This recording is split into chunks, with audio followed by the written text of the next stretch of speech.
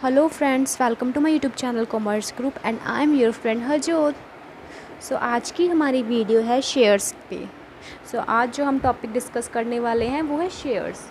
ये financial marketing का subject है, जो फिनंशियल मार्केटिंग का उसका एक टॉपिक है। वैसे भी शेयर्स है जो मोस्टली आ जाते हैं, आपको पता है कॉमर्स अगर आप लाइन में स्टडी कर रहे हो तो आपको शेयर्स के बारे में तो पता होना ही चाहिए। आज हम शेयर्स के बारे में स्टडी करने वाले हैं। शेयर्स का मीनिंग क्या होता है, शेयर्स कितनी टाइप्स की होती हैं और आगे उनकी टाइप्स को हम डिफरेंट टाइप से स्टडी करेंगे। चलिए आज की वीडियो हम स्टार्ट करते हैं।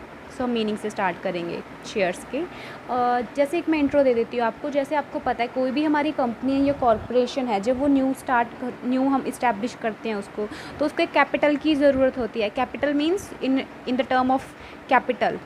कॉमर्स में हम कैपिटल बोलते हैं, बट कैपिटल होती क्यों एक्चुअल में, जब कोई बिज़नेस बिल्ड करना होता है उस टाइम जो हमें एक अमाउंट चाहिए होती है, मनी चाहिए होती है, उसको हम कैपिटल बोलते हैं। कि जो हमारे जितने पैसे पर वो बिज़नेस स्टार्ट हुआ होता है उसको कैपिटल बोलते हैं। कि जितने इतने लाइक 1 करोड़ की कैपिटल बोलते हैं ना, कि 1 करोड़ की कैपिटल लगी हुई है यहाँ। कैपिटल एक बेसिक है, जब हम कोई बिज़नेस को स्टार्टिंग में रन करते हैं उस टाइम जो हमें चाहिए होती है, रिक्वायरमेंट होती है फंड की, उसको कैपिटल बोलते हैं। जब कोई न्यू बिज़नेस चलाया जाता है, या फिर आपको पता है बिज़नेस अगर हमारा ऑलरेडी एग्जिस्ट भी है तो उसको भी टाइम टू टाइम जो फंड्स की रिक्वायरमेंट होती रहती है। उस रिक्वायरमेंट को फुलफिल करने के लिए कंपनी शेयर्स इशू करती है।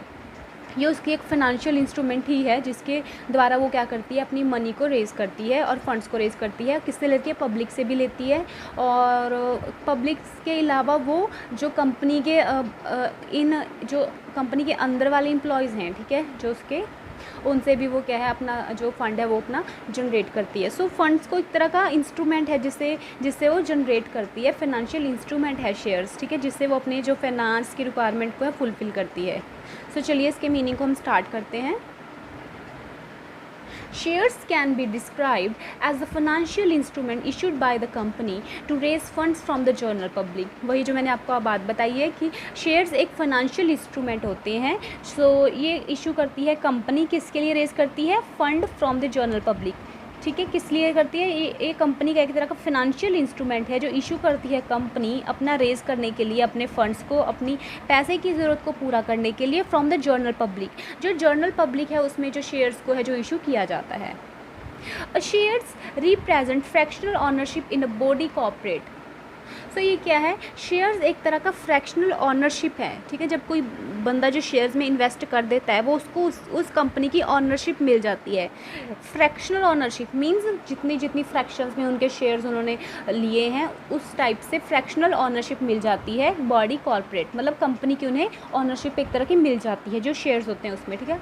हम शेयर्स क्यों बाय करते हैं, हम शेयर्स क्यों लेते हैं? हम इसलिए लेते हैं ताकि हम उस कंपनी में अपनी ऑनरशिप को बना पाएँ, ठीक है। ऑनरशिप लेने के लिए हमको शेयर उस कंपनी के ख़रीदने पड़ते हैं। आप मोस्टली सुनोगे कि इतने शेयर्स हैं, हमारे पास इतने शेयर्स हैं। ये मोस्टली मूवीज़ में भी वर्ड यूज़ होता है, एक्चुअल लाइफ में भी तो होता है, बट वैसे मूवीज़ में भी होता है। शेयर्स का मतलब है कि उन्होंने उस कंपनी में इन्वेस्ट किया है और उस इन्वेस्ट करने के बाद उनको उन कंपनी की ऑनरशिप मिली हुई है। फ्रैक्शनल ऑनरशिप मीन्स जितने % उन्होंने उसमें इन्वेस्ट किया है उतने % ही उनको जो है ऑनरशिप मिली है। ये शेयर्स का मीनिंग है। एक एग्जांपल मैं आपको समझा देती हूँ एग्जांपल की हेल्प से। इन अ जॉइंट स्टॉक कंपनी, एक जॉइंट स्टॉक कंपनी है, the capital is divided into very small unit, जिसकी जो कैपिटल है वो छोटी छोटी यूनिट्स में डिवाइड की गई है। से द कैपिटल ऑफ 5 लाख, ठीक है। उस कंपनी की जो जॉइंट स्टॉक कंपनी है उसकी कितनी कैपिटल है? 5 लाख, मतलब कि उसने 5 लाख से उस बिज़नेस को स्टार्ट किया है। And it is divided into 50,000 units of ₹1। जब इन्होंने 5 लाख उनको चाहिए, कैपिटल है उनकी, तो उन्होंने 10 रुपये का एक शेयर रखा कि हम शेयर, यूनिट की वैल्यू कितनी, यूनिट का मतलब है शेयर से लिखा हुआ है ना, यूनिट इज़ कॉल्ड शेयर। उन्होंने 5 लाख को क्या किया? 10 रुपये से डिवाइड कर दिया कि हम 10 रुपये का एक शेयर बेचेंगे, हमें अपनी जो अमाउंट इकट्ठी करनी है वो कितनी है? 5 लाख है। 5 लाख को जब उन्होंने 10 से डिवाइड किया तो 50,000 यूनिट्स निकल गई हैं। इट मीन्स ये जो 50,000 यूनिट्स हैं ये शेयर्स हैं, ठीक है। अगर इस कंपनी को अपनी 5 लाख अपनी फ़ंड रेज़ करनी है, 5 लाख का फ़ंड रेज़ करना है, तो उसे 50,000 यूनिट्स शेयर्स की जनरल पब्लिक में क्या करनी होगी? इशू करनी होगी, जिसकी एक वैल्यू होगी, एक शेयर की वैल्यू होगी 10 रुपीज़, जिससे कि उनको ये फ़ंड है जो प्रॉपर मिलेगा 5 लाख का। समझ आ गई है वैल्यू इसकी। जब हम कैपिटल को, जितनी कैपिटल हमें चाहिए होती है उसको जब हम शेयर से डिवाइड कर लेते हैं तो हमारी पर शेयर की वैल्यू निकल आती है, जो कि यहाँ पे पड़ रही है हमें 10 ईच शेयर, ठीक है। तो इसे शेयर बोलते हैं। आपको बेसिक कंसेप्ट समझ आ गया होगा कि अगर किसी कंपनी को फाइनेंशियल क्राइसिस आ रहा है, उसको फाइनेंशियल फंड्स की ज़रूरत है, तो उस टाइम वो स्टार्टिंग में भी शेयर इशू करती है और विद इन बीच में भी सब्सिक्वेंटली भी टाइम टू टाइम है जो वो अपने शेयर्स को इशू करती रहती है जब जब उसे फ़ंड की ज़रूरत पड़ती रहती है। सो एक तरह का उसका एक फाइनेंशियल इंस्ट्रूमेंट ही है शेयर्स, ठीक है। डिविडेंड भी शेयर्स, डिविडेंड नहीं, डिबेंचर्स भी एक तरह का फाइनेंशियल इंस्ट्रूमेंट है। डिबेंचर्स का भी मैं आपको आगे पढ़ाऊंगी, बट अभी हम शेयर्स के बारे में स्टडी करेंगे, देन उसके बाद हम डिबेंचर्स के बारे में भी स्टडी करेंगे।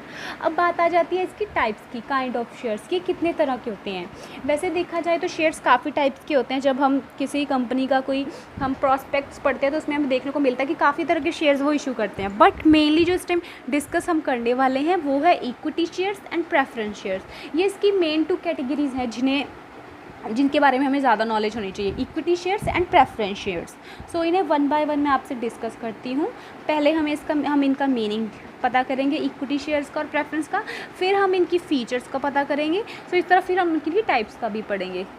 सो इसमें हम काइंड ऑफ शेयर्स का भी स्टडी करेंगे।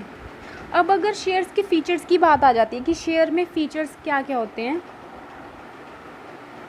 फीचर्स इसमें क्या होंगे, फर्स्ट ऑफ ऑल आप ऐसे लिख सकते हो। मैं अभी शेयर्स के फीचर्स बता रही हूँ, सॉरी मैंने इस टाइम इसे लिखा नहीं हुआ पेपर पर, बट मैं आपको ऐसी वोकैबुलरी समझा देती हूँ। इसमें क्या है कि शेयर्स फर्स्ट होगा कि आपको ऑनरशिप मिल जाती है। जब आप किसी कंपनी का शेयर लेते हो, बाय करते हो, तो उस टाइम आपको कंपनी की ऑनरशिप मिल जाती है। ऑनरशिप के बाद आपको वोटिंग राइट भी मिल जाता है, चाहे फिर वो इक्विटी शेयर हो चाहे वो प्रेफरेंस शेयर हो, आपको दोनों केसेस में जो है वोटिंग राइट मिलेगा कि आप कंपनी की मीटिंग्स में अपनी वोटिंग दे सकते हो कि आपको क्या सही लगता है क्या गलत लगता है। थर्ड इसकी ये फीचर्स होती है कि आपको डिविडेंड लग जाता है। जैसे हम बोलते हैं ना कि हम बैंक में मनी डिपॉजिट कराते हैं तो हमें इंटरेस्ट मिलता है, तो उसी तरह पे क्या है, शेयर्स पर हमें डिविडेंड मिलना स्टार्ट हो जाता है, ठीक है। सो डिविडेंड है जो इसकी अमाउंट फ़िक्स होती है, वैसे तो कंपनी द्वारा फ़िक्स की जाती है। ये 2% भी हो सकती है, 5, 6, 7 जितनी मर्जी % हो सकती है। तो वो डिविडेंड है जो शेयर होल्डर्स को मिलना ही लग जाता है, ठीक है। जैसे फॉर एग्ज़ाम्पल ए पर्सन है किसी कंपनी में अपने 50,000 लगाए हुए हैं, ठीक है, 50,000 लगाए हुए हैं। सो उसने 5,000 शेयर किए हैं, 50,000 उसने इन्वेस्ट की है, तो उस 50,000 पर उसे डिविडेंड मिलता रहेगा। डिविडेंड उन्हें इन कैश मिलता रहेगा। जब जब कंपनी को प्रॉफिट होगा तब तब उस पर्सन ए को भी जो अपना डिविडेंड है वो मिलेगा। इन केस कई बार ऐसा कोई फाइनेंशियल ईयर होता है जब कंपनी में कोई प्रॉफिट रेज नहीं हुआ था, कंपनी लॉस में जा रही थी, उस टाइम पर क्या है, जो शेयर होल्डर है वो वैसे तो क्लेम नहीं करेगा शेयर्स। इन केस अगर वो क्लेम करता भी है, फिर जो इन फ्यूचर जब कंपनी को कभी प्रॉफिट होगा तब वो अपना जो पीछे वाला जो उसका जो रह चुका है, ठीक है, जो पास्ट में उसका रह चुका है डिविडेंड, वो भी क्लेम करेगा और प्लस जो आगे वाला डिविडेंड है वो भी क्लेम करेगा। सो इस तरह से है कि शेयर्स होल्डर को डिविडेंड भी मिलना स्टार्ट हो जाता है और वोटिंग राइट भी मिल जाता है और वो ऑनरशिप भी उन्हें मिल जाती है। बट इसकी एक ये चीज़ है कि अब परमानेंट कैपिटल होती है, ठीक है। हम जब अपने शेयर्स किसी कंपनी के ख़रीद लेते हैं तो वो एक तरह का परमानेंट हो जाती है, परमानेंट इन्वेस्टमेंट हो सकती है। आप उसको वापस निकाल नहीं सकते। कंपनी को आप बोल दो कि आप हमसे वापस ले लो, कि हमें हमारे 50,000 वापस दे दो, ऐसा नहीं हो सकता। हाँ, आप ऐसा कर सकते हो, अपने राइट को आप अपने शेयर्स को आगे सेल कर सकते हो। फॉर एग्जांपल मेरे पास शेयर है इस टाइम 50,000 मेरे पास शेयर्स हैं। अब मुझे चाहिए कि मुझे अब अपने पैसे निकलवाने हैं वापस, तो मैं कंपनी से क्लेम नहीं करूँगी, मैं आगे ऐसे शेयर मार्केट में जाकर ऐसे सेल कर दूंगी कि भाई किसको चाहिए ये। जैसे मैंने 10 रुपीज़ का एक शेयर उस टाइम लिया था, अब मैं 12 का भी सेल कर सकती हूँ, मैं भी 13 का भी कर सकती हूँ। सो ऐसे है कि मैं स्टॉक मार्केट में जाकर अपने शेयर्स को जो सेल कर दूंगी और बदले में मैं अपनी पैसे हैं जो अपने वो वापस ले लूँगी और प्लस मुझे प्रॉफिट भी अर्न होगा। जब मैं उसे सेल करूँगी तो मुझे प्रॉफिट भी मिलेगा।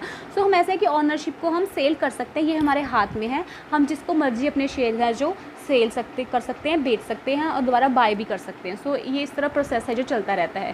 सो आज के टॉपिक में इतना ही शेयर्स के बारे में। बाकी इसके बारे में इक्विटी शेयर्स और प्रेफरेंस शेयर के बारे में मैं अगली वीडियो में आपको बताती हूँ। बिकॉज वीडियो थोड़ी सी ज़्यादा लंबी हो जाती है, सो मैं इसको छोटे छोटे पार्ट्स में डिवाइड करके अपलोड कर दूँगी। So that's all about the topic. If you like my video please like share subscribe my channel.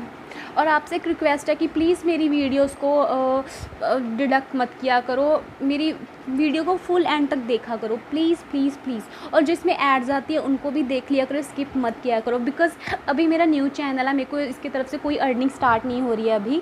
सो मेरे को ऐसा होता है कि जितनी मेरी एड्स स्किप होंगी उतना मेरे को लॉस होता है, मेरे को कोई अर्निंग अभी बन नहीं रही है वैसे। सो मैं इसलिए आपसे रिक्वेस्ट करती हूँ प्लीज़ मेरी वीडियोज़ को आगे फॉरवर्ड करके मत देखा करो, प्लीज़ को कंटिन्यूसली देख लिया करो एंड एड्स को भी थोड़ा थोड़ा देख लिया करो। Thank you so much.